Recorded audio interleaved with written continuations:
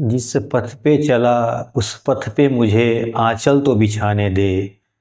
साथी न समझ कोई बात नहीं, मुझे साथ तो आने दे। ये फिल्म जिसका नाम था यादगार और जिसमें मनोज कुमार और नूतन पे ये फिल्माया गया था। लेकिन हम आज इस फिल्म के बारे में बात नहीं करने वाले हैं।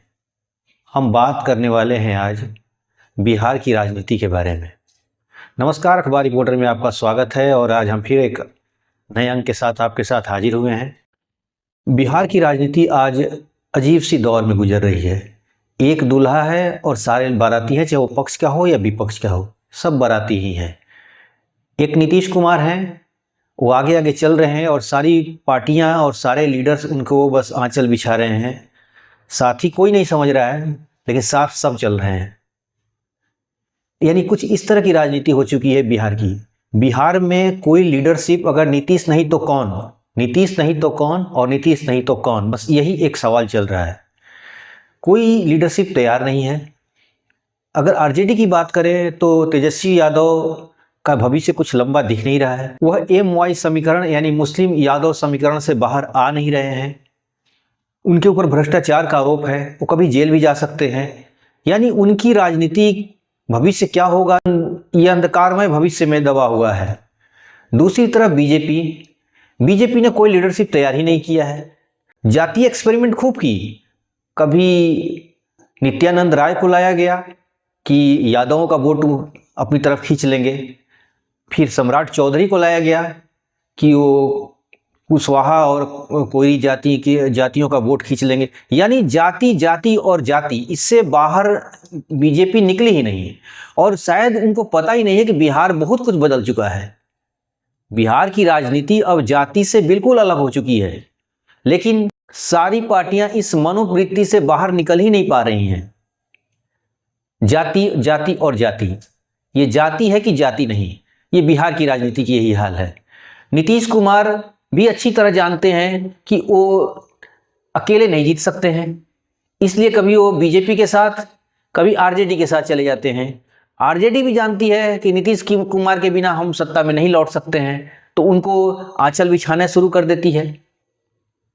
बीजेपी कभी वो उनके ऊपर डोरे डालने लगती है और नीतीश कुमार हमेशा इधर से उधर इधर कब अपना काम करते रहते हैं, लेकिन सत्ता में। और यही स्थिति इनकी पूरे 20 सालों से चली। कभी भी इनकी जो पार्टी थी वो पूर्ण बहुमत में नहीं रही। ये नीतीश कुमार की स्थिति है। यानी नीतीश कुमार इन पार्टियों के बिना अधूरे हैं, चाहे वो आरजेडी हो या बीजेपी, और बीजेपी के और आरजेडी नीतीश के बिना अधूरा है। यानी गजब बिहार की समीकरण बन चुकी है। यानी बिहार की राजनीति कौन सा दिशा में जा रही है, यहाँ कोई सेकंड जनरेशन का कोई लीडर ही नहीं दिख रहा है। एक नए प्लेयर्स आए हुए हैं, प्रशांत किशोर। अब उनको अभी एक्सपेरिमेंट वो कर रहे हैं अपना। अभी वो उपचुनाव में अपना एक प्रमुख दावेदार हैं। चुनाव वो बहुत जोश के साथ लड़ रहे हैं। आगे क्या होगा वो तो भविष्य की बातें हैं।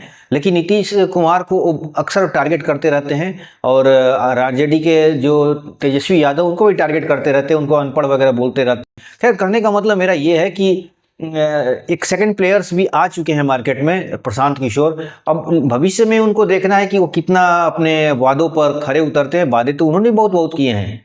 कस्मे वादे प्यार वफा, वादे हैं वादों का क्या। बिहार की राजनीति में ये सभी लोग जानते हैं कि वहां पर सिर्फ वादे होते हैं और वादे कभी पूरे नहीं होते हैं। लेकिन जहां तक लीडरशिप की बात है तो बिहार में दो बड़ी पार्टियां, एक तरफ तेजस्वी यादव की पार्टी आरजेडी और दूसरी तरफ बीजेपी। अब मैं बीजेपी की पार्टी के लीडर के बारे में नहीं बता सकता कि कौन इनके लीडर हैं। तेजस्वी यादव को तो एक बस वो पेटेंट लीडर हैं। तेजस्वी यादव पार्टी जाए या रहे, लेकिन लीडर वही रहेंगे। उनकी सीट पर कोई दावेदार नहीं है, यानी वो अपनी सीट बरकरार रखेंगे। आगे अगर भविष्य में, जैसे मैंने बताया कि उनके ऊपर बहुत सारे मुकदमे चल रहे हैं, भ्रष्टाचार, इतनी कम उम्र में भ्रष्टाचार के बहुत सारे आरोप हैं उनके ऊपर। और अब उस पर कितना जेल जाएंगे, सजा होगी नहीं होगी, ये तो भविष्य की बातें हैं। अगर ऐसी होती है तो कौन उनका सेकंड लीडर कौन होगा, यानी दावेदार कौन होगा, पार्टी रहेगी कि टूटेगी, ये भी कोई साफ सुथरा नहीं है।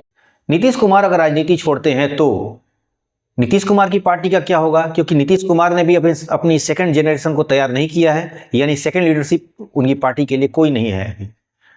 बीजेपी में कोई लीडर नहीं है।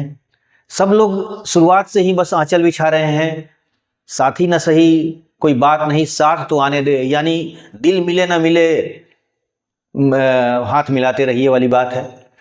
हाथ मिलाए जा रहे हैं, नीतीश कुमार से भले दिल ना मिले, सब लोग मिलकर अपना गठबंधन। अभी नीतीश कुमार बार बार कहते हैं कि अब हम कहीं जाने वाले नहीं हैं, यहीं पे रहने वाले हैं, क्योंकि बहुत इधर उधर कर लिया और अब कहीं जाना नहीं है बस इस।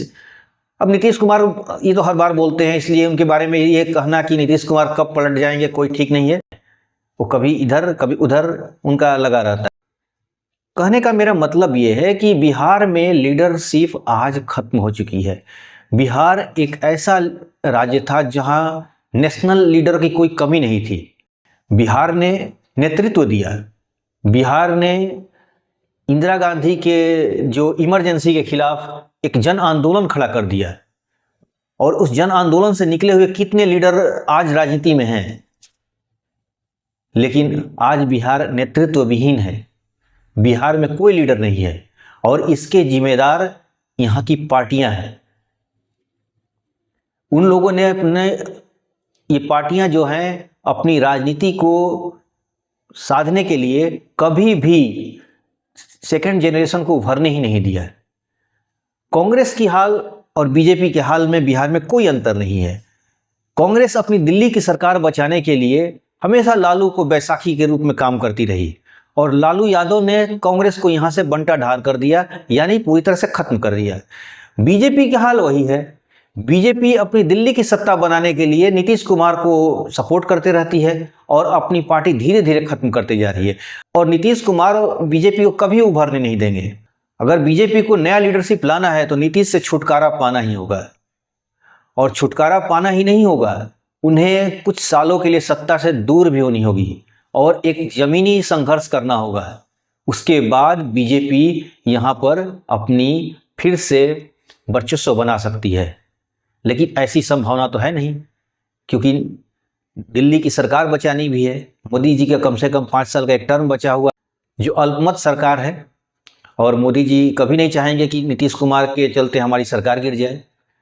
तो इस तरह देखा जाए तो बिहार की राजनीति नेतृत्व विहीन है और कोई यहाँ पर लीडरशिप दिखाई नहीं दे रहा है। बीजेपी की बात किया जाए, ठीक उसी तरह आरजेडी की जब बात करते हैं तो आरजेडी में भी एक वही पूरा घुमा फिरा के तेजस्वी यादव हैं। उनकी राजनीति भविष्य क्या होगी ये इसकी संभावना अभी कुछ भी अनुमान लगाना ठीक नहीं है, लेकिन उनके बाद उनके पार्टी में भी कोई सेकंड लीडर नहीं दिखाई दे रहा है। एक उनके भाई हैं तेज प्रताप, अब वो कितना सक्सेस होंगे, कितना आगे उनकी कामयाबी मिलेगी, वो लीडरशिप दे पाएंगे कि नहीं, या वो पार्टी को अच्छी तरह से चला पाएंगे नहीं, इसकी भी कोई संभावनाएं दिख नहीं रही है। वहां भी वही प्रश्न है कि तेजस्वी नहीं तो कौन। जैसे बिहार में नीतीश नहीं तो कौन, तो आरजेडी में तेजस्वी नहीं तो कौन। यानी तेजस्वी अगर यादव के बिना उनकी पार्टी खत्म हो जाएगी, टूट जाएगी। और तेजस्वी यादव में भी वो करिश्माई व्यक्तित्व तो नहीं दिखती है कि वो अपनी पार्टी को बहुत ज़्यादा तक टिका कर रख सकते हैं। यानी कुल मिलाकर बिहार की राजनीति आने वाले समय में उसे ब्लैक होल की तरफ जा रही है, जिसमें कोई लीडर ही नहीं है। जातीय एक्सपेरिमेंट भी अब फेल हो चुका है। पहले जातीय उन्माद फैलाकर जो लीडरशिप तैयार की जाती थी, वो दौर भी लगभग खत्म हो चुका है। यानी बिहार अब जातियों से बिल्कुल आगे निकल चुका है। अगर बिहार की बात किया जाए तो बिहार में सिर्फ डेवलपमेंट डेवलपमेंट डेवलपमेंट, रोजगार रोजगार रोजगार, और पलायन पलायन और पलायन, यही मुद्दा रह चुका है। अगर आप जबरदस्ती उसमें जातियों की समीकरण घुसेड़ दे वो अलग बात है, लेकिन आम लोगों के बीच से जाति की कोई मुद्दा नहीं रह गया। बिहार के लोग अब जाति से बाहर निकल चुके हैं, लेकिन बिहार की जो राजनीति, जो ट्रेडिशनल पॉलिटिक्स करने वाले लोग हैं, वो इस सदमे को से बाहर नहीं निकल पा रहे हैं। उनको ये बात को यकीन ही नहीं हो रहा है, चाहे मीडिया को भी, मैं मीडिया की बात कर रहा हूँ, मीडिया को भी यकीन नहीं हो रहा कि बिहार जाति से बाहर निकल चुका है। और अगर कोई बिहार में देखिए लीडर वही रहेगा जो बिहार के लोगों की समस्याओं को हिट करेगा, यानी लोगों का जो सेंटिमेंट है समस्याओं के साथ जोड़ देगा, वो लीडर बन जाएगा। और जो लोग अभी जाति जाति और जाति की राजनीति करते रहेंगे, उनकी राजनीति का दौर अब खत्म हो रहा है और खत्म लगभग हो चला है, भले वो यकीन न माने।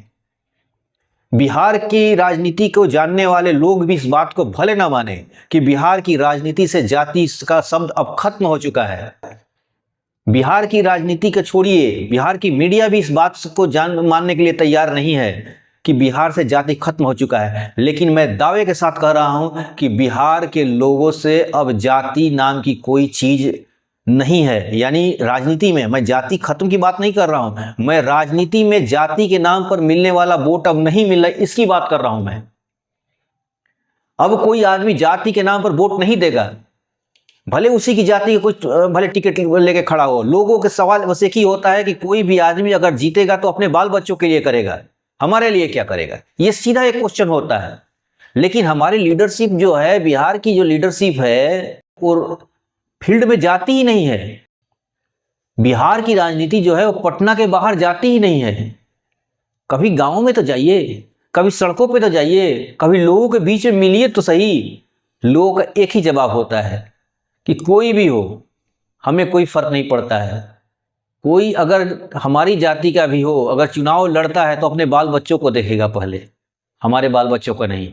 ये जो प्रशांत किशोर की बातें हैं, लोग भी बोल रहे हैं वही बात है। प्रशांत किशोर कोई नया नहीं बोल रहे हैं। प्रशांत किशोर चूंकि ग्राउंड पे जा रहे हैं और लोगों से मिल रहे हैं, तो उनकी बातें समझ में आ गई है कि लोग क्या चाहते हैं। इसीलिए प्रशांत किशोर इस तरह की बातें करते हैं कि अपने बाल बच्चों का भविष्य देखिए, क्योंकि प्रशांत किशोर जान गए कि लोग अपने बच्चों के भविष्य देख रहे हैं।